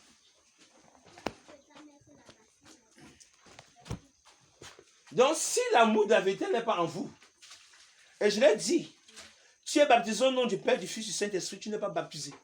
Le baptême là-bas, c'est au nom de Jésus. Je vous ai dit, ce baptême porte ta promesse. Amen. Amen. Tu la mets ou pas? La promesse, ce n'est pas que tu lis la Bible. C'est que tu sois déjà connu par le Seigneur. Amen. L'initiation pour entrer dans le plan du Seigneur, il faut passer par le baptême au nom du Seigneur Jésus. Et un baptême qui a deux promesses, je l'ai dit hier. Amen. Le pardon des péchés et le don du Saint-Esprit. Jésus ne connaît pas ton baptême des trois dieux. Il te baptise au nom du Père. Le nom du Père, c'est qui? Dis-moi. Dis-moi le nom du Père, c'est qui? Au nom du Fils. Le nom du Fils, c'est qui? Au nom du Saint-Esprit. Le nom c'est qui? Dis-moi. Donc il y a 3 dieux avec 3 noms. D'accord. Le nom du Père, c'est qui? C'est Zeus. Hein? Le nom du Père, c'est Zeus. Le nom du Fils, c'est Sergio Borja. Parce que c'est lui, le Jésus catholique, quand là, vous voyez sur les yeux comme ça, il fait les mains comme ça, le nom, je veux le mot, c'est celui-là. Sergio Borja, c'est lui le nom du Fils. Le nom de Jésus, c'est qui?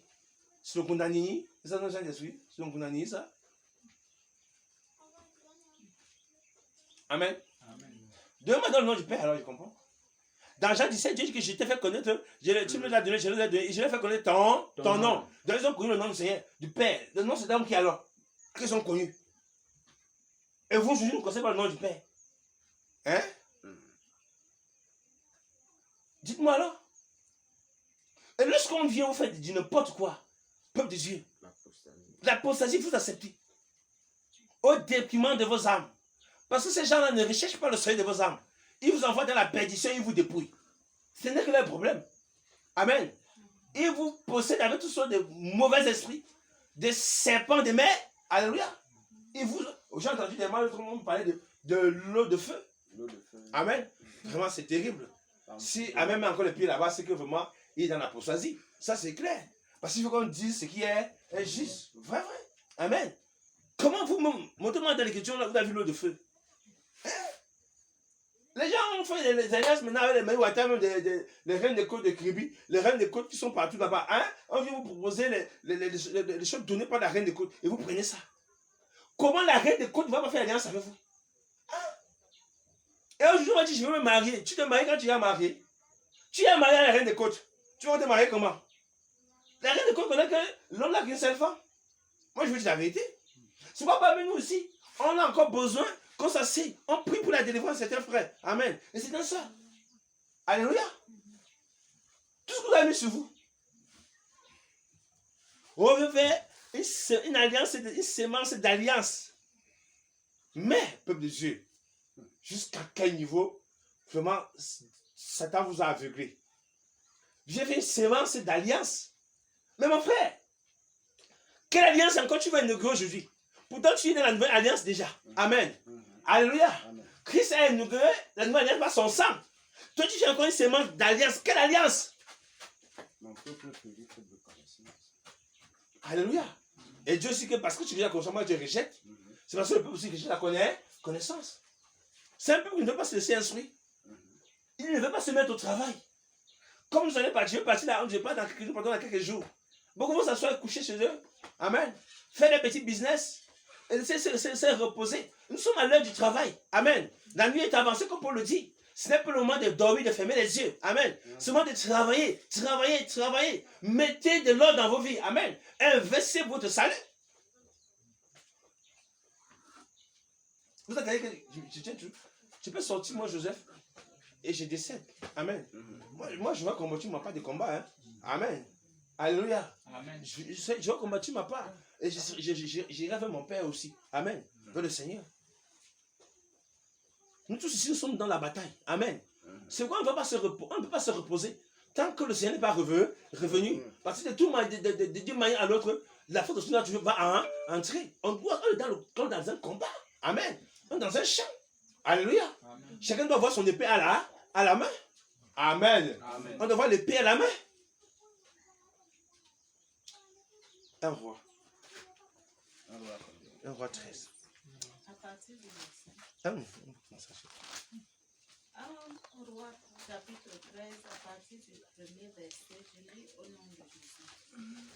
Voici un homme de Dieu arriva de Juda et à Bethel. Commençons au verset 1 roi 12. Hein. 1 roi 12. Hein. Et lisez un peu. Oh là, s'il vous plaît. 1 roi chapitre 12, il est écrit: Roboam se rendit à Sichem, car tout Israël était venu à Sichem pour le faire roi. Lorsque Jéroboam, fils de Nebat, eut des nouvelles. Permettez-moi, excusez-moi, lisez à partir du verset 25. C'est bon. Verset 25. Et vous allez continuer avec 13. 25 de 12. Continuez avec 25 de 12. Jéroboam bâtit Sichem et sur la montagne d'Éphraïm et il y demeura. Puis il en sortit et bâtit Peniel. Oui. Donc, Jéroboam dit en son cœur. on va très doucement. Donc ici, on nous parle d'un étrange personnage. Amen. Qui est Jéroboam? Dites-moi. Qui est Jéroboam d'après vous? Jéroboam, c'est un roi. Voilà, ce premier roi, c'est Samarie. Quand Salomon a commis de graves erreurs. Amen. Dieu quand dit qu'il était le sage, mais il a amené les gens à l'apostasie. Amen. Amen. Alors, à cause de lui, après sa mort, le royaume sera divisé en deux. Les 10 tribus, ça serait sous le contrôle de Jéroboam. Si on va donc parler de Samarie, désormais, les 2 tribus, à cause de David, Benjamin et Judas, pour aussi. Amen. Et c'était les grandes tribus, oui, quand même. On peut continuer. Donc Jéroboam, c'est ce personnage-là. Et c'est lui qui va amener en Israël une apostasie grande, c'est-à-dire un nouveau culte. Alléluia. Ça, il faut bien encadrer le personnage Jéroboam. Pourquoi? Parce que sur le but de Jéroboam, c'était que le peuple de Dieu ne devait pas aller adorer à Jérusalem. Donc c'est une manière de leur dire, il ne voulait pas que ces gens connaissent le vrai Dieu. Alléluia. Amen. Et Dieu a fait de lui un roi. Mais lui, maintenant, il est devenu un roi méchant et criminel parce qu'il est le premier à établir, à installer l'apostasie au niveau de la Samarie à grande échelle. Alléluia. Amen. Vous pouvez lire maintenant, maman. Verset 26. Oui. Jéroboam dit en son cœur, Oui. le royaume pourrait bien Maintenant, maintenant retourner à la maison de David. Mhm. Si ce peuple monte à Jérusalem pour faire des sacrifices, On va très doucement. Maintenant, la maison de David, c'est qui? Pourquoi la maison de David? c'est le temple. David incarne qui? Le Seigneur. Christ. Amen. Amen. Le roi des rois. Jéroboam incarne qui? Le diable. L'antichrist. Regardez bien. Voilà l'antichrist et Christ qui vont ensemble ici. Là. Amen. Amen. La division, le schisme. Rehoboam, c'est le descendant de David. Beau faux. Jéroboam, c'est celui qu'on établit à Samarie. Et maintenant, il devient quoi? L'ennemi de la maison de David. Amen. Il devient l'ennemi de Christ. Alléluia. Donc, il va donc mettre en place un système apostate. Amen. Un système révolté. Il va détourner les enfants de Dieu du droit chemin. Oui, maman, on peut aller. Le royaume pourrait bien maintenant retourner à la maison de David. Oui. Si ce peuple monte à Jérusalem Mhm. pour faire des sacrifices dans la maison de l'Éternel, Mhm. le cœur de ce peuple retournera à son Seigneur. C'est clair. Donc, ça veut dire que si le peuple était fidèle au temple de Dieu, le cœur peut être retourné à qui? Au Seigneur. Comme je dis, quand on vous dévie de la Bible, parce que si votre cœur revient ici, Amen, automatiquement votre cœur sera fidèle au Seigneur. Mais si on vous sort ici, votre cœur, Amen, sera vraiment fidèle à l'homme, c'est-à-dire à l'homme impie. Alléluia. À ses traditions, aux traditions de Omri. On va voir ça par la suite. Oui, maman? À Roboam, roi de Juda, Oui. et ils me tueront Oui. et retourneront à Roboam, Mhm. roi de Juda. Mhm. Après s'être consulté, On s'arrête, on dit après cette conçue, donc il s'est assis avec des gens, Amen. Et souvenez-vous, c'était des membres du peuple, Amen. C'était des enfants de Dieu, Amen. Ils sont assis, on dit comment détourner ces gens de la voie de la vérité. Tout ce qui se passe aujourd'hui, les différentes consignes, je vais vous lire une consigne ici, Amen. Les consignes, ce sont les consultations.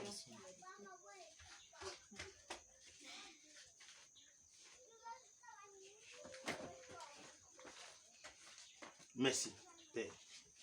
Ok. Je vous lis des consignes et ça va vous rendre malade.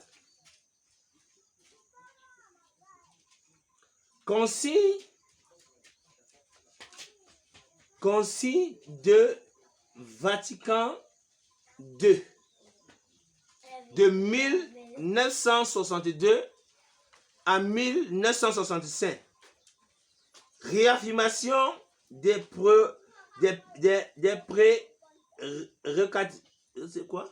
prérogatives de l'Église et de l'autorité du pape.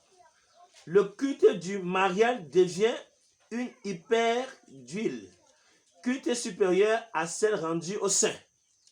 Je vais encore dire d'autres abominations. On met consigne de 30.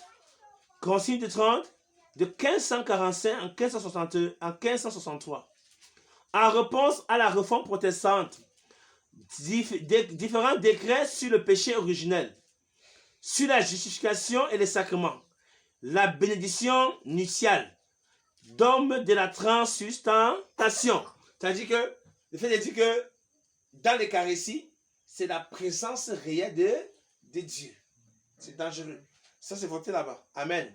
Et la bénédiction nuptiale. Donc, désormais, le pasteur, le prêtre est au centre de la bénédiction de deux couples. Il les unit. Ça, c'est une apostasie venant des conciles.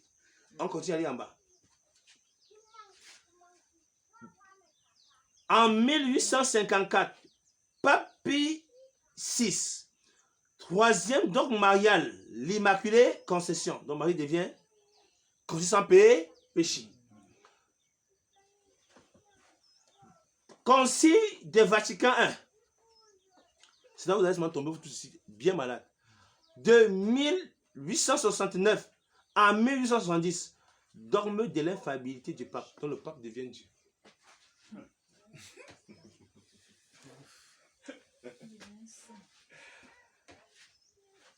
On a dit là-bas qu'ils ont pris un conseil. Je peux vous en lire. Il y a tellement de consignes là-bas. Écoutez. Concile de Chalcédoine en 451. Et ça, c'est sous le pape Léon Ier. Condamnation de la doctrine d'échithèque, le monophysisme qui prônait la fusion entre la nature divine et la nature humaine de Jésus-Christ. Donc, ils ont condamné ça, c'est une vraie doctrine. Et maintenant, symbole de Chalcédoine, introduction du dogme des sacrements. Je reviens sur Chalcédoine, 431. 431, concile d'Éphèse. Sur Théodose II, empereur d'Orient, Valentin III, empereur de Rome, romain. Premier dogme marial. Marie proclamée mère de Dieu. On parle de Théotose comme. C'est-à-dire que la reine, Marie, quand la première reine de Dieu, c'était la reine, la Diane d'Éphèse. Voilà, je peux vous donner une assise de concile ici. C'est l'homme. Et ce qui est plus étonnant, c'est que l'homme est déclaré Dieu. L'infaillibilité de souverain, c'est-à-dire que, en fait, il s'est fait appeler Dieu. On vous a dit bien qu'il est entré dans le temple de Dieu, se fait appeler Dieu. Ça veut dire que l'apostasie, elle est spirituelle, d'accord? C'est un milieu spirituel que Satan doit beaucoup exercer son influence. Le politique ne doit que l'aider à accomplir ça. Dans le cas dessus, amen. Oh mon Dieu, c'est pour l'aider à accomplir ça. Car c'est lui qui a mis ça en place. Amen. La société des nations, c'est lui qui a mis ça en place. L'ONU aujourd'hui, c'est lui qui a mis ça en place. Voilà des choses qui sont en train de venir sur la terre. Et Jésus a dit dans après 14 quoi, sortez du milieu de mon peuple. Parce que s'il faut revenir dans Babylone, ça nous prend du temps. La grande procession, on doit vous la présenter. Tous les prêtres sont des vampires et des sorciers. Amen. Amen. Il est clair de voir un prêtre et de fuir avec ta vie. Et si dans la famille, il y a un prêtre, fais le deuil. Alléluia. Quand ta maison a habité un agent de l'Antéchrist.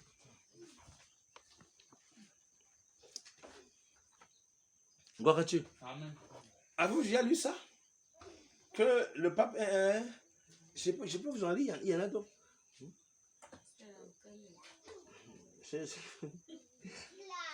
En 1950, Pape Pie XII, quatrième dogme marial, l'ascension de Marie. Ça, c'est un dogme de 1950. C'est vous dire, en 1950, aucun chrétien du premier siècle n'a connu ça. Voilà que ça a été reconnu. Et aujourd'hui, les gens sont là, devant le diable. Vrai. Alléluia. Une nation de possédés et les envoûtés. Et c'est ce qui se passe aujourd'hui avec vos pasteurs en cachette, ils adorent ça. J'ai pu en lire, il y en a tellement là. Tellement.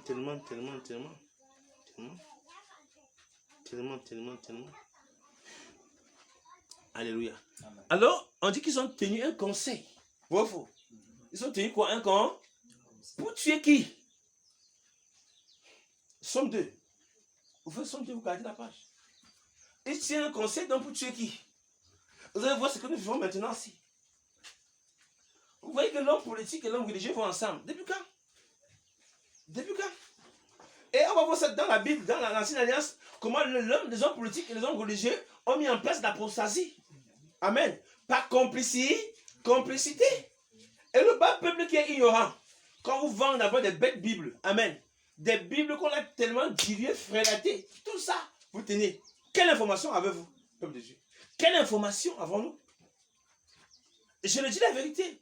C'est comme chaque serviteur de Dieu doit bien se préparer. Amen. Parce qu'on a subi tellement de cassures durant l'histoire de l'Église.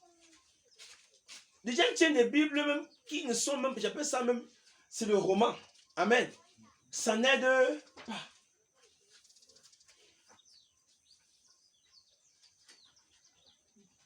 C'est quoi on dit c'est 2500? Ça 1000 fois 2500, on vend en plus. Je m'en dis. Amen. Disons, somme 2. Chapitre 2, Oui. à partir du premier verset. Premier verset, c'est très important. Pourquoi ce tumulte parmi les nations? On va très doucement. Pourquoi ce tumulte parmi les nations? C'est quoi le tumulte? Le bruit. Ah oui, les bruits. Les nations sont en train de faire des bruits. Les nations ne veulent pas l'évangile. On ne veut plus Jésus. On ne veut plus la parole. Je vous dis la vérité. On ne veut plus la Bible. On vous dit que la Bible là, ça a des problèmes. Le pape a même sorti sa Bible là dernièrement. Ou la modération de la Bible, je crois que peut-être la Bible va me mettre que le mariage homosexuel n'a pas un problème. C'est ce qu'ils sont en train de faire. Amen. Mais des individus qui peuvent réfléchir, à qui Dieu a donné une conscience, je suis en train de dire, Dieu vous a donné l'esprit d'égarement. Amen. Parce que vous êtes des méchants. Nous serons lapidés par nos frères. Nous serons lapidés par les membres de nos familles, c'est écrit dans la Bible. Amen. À cause de la vérité. Parce que les gens n'ont plus l'amour de la vérité. Amen. Les gens aiment le mensonge. Et je l'ai dit la dernière fois. Dans le marché aujourd'hui, la plupart des produits, c'est la contrefaçon. Ça, la preuve tangible que ce siècle est dirigé à 99% par le mensonge. Et les gens ont pris plaisir à la contrefaçon, comme on l'a dit au mensonge. Tu vois une femme chrétienne, zélée, met sur sa tête des faux cheveux. Mais elle appelle ça faux cheveux. Elle met sur sa tête de faux cheveux. Et il se met à jouer par la langue. Ça, c'est la langue du Mbouma. Amen. Vrai ou faux? Oui, une telle personne comme ça, quand elle est parlant, tu viens prier pour sa délivrance. Amen. Tu enlèves la perruque là, ou la greffe là, tu vas pas tomber, le serpent va sortir. Amen. Si Dieu t'aime, va ouvrir les yeux, tu vas voir comment ça part. Alléluia. Les assemblées sont des dieux de possession maintenant. Comment le chrétien aime ce qui est fou? Dis-moi. Tu es une femme chrétienne. Tu entends? Faux ongles. Ça dit ce qui est juste. C'est qui autant? Hein? Donc Satan, ça met ici. Ici, vous avez aimé le faux. Amen. Vous avez haï Dieu. Vous avez haï ce que Dieu a bien fait. La dépimentation. Amen. Les gens se mettent des huiles. Dieu t'écrit noir. Moi, je vais être blanc. Amen. On refait le corps. On refait son portrait. On refait son nez. On refait son fessier. J'ai eu des moments. On m'a envoyé une vidéo ici où une femme a refait le fessier. C'est quitté. Hein? Elle pouvait plus mettre. Elle était couchée comme ça. Les fesses sont quittées. Elle pleurait. Amen. J'ai dit, c'est là plus encore quoi? Vous voulez refaire, c'est ça? Hein? Elle voulait les fesses bombées. Alléluia. Automatiquement, elle voulait les fesses bombées. Elle a bien eu les fesses bombées. Je ne sais pas si elle est même encore vivante. Elle pleurait. Et imaginez la douleur. Qu'est-ce que vous voulez? Chrétiens dans le monde, football, Jeux olympiques, karaté, tout ça, c'est les chrétiens. Ah, vous avez même des gladiateurs maintenant. Hein? Des gladiateurs. L'esprit olympique, ça vous applique aussi. Hein? Vous êtes des olympiens. Amen. Amen. Donc vous êtes des olympiens. Donc l'esprit olympique, ça vous habite. Alléluia. Amen. N'est-ce pas là un péché, peuple de Dieu? N'est-ce pas là un grand péché? Alléluia. N'est-ce pas là un grand